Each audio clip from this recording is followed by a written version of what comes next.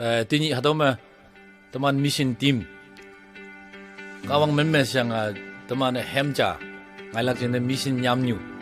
mission nyamwing yang teman hemja atau kia imikti siwadam nak cina saya teman atau tay teman pengunang dekai teman tini jisumen me teman atau lokal lain pengulak atau me jainau jailai ngunang ane atau me kampai ngunang ane atau me kampai ngunang atau me anu ngunang ane tu pungpa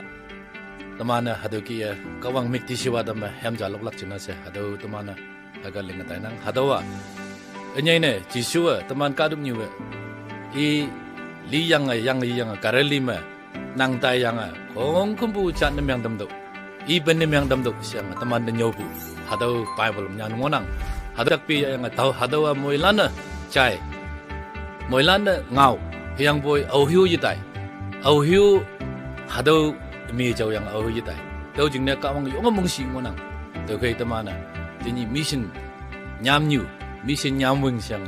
teman konyak ngau me hem ja teman lengan dainang tau kai tau ba hem chai wulan da Kahwang yelak pa mohiman tamsi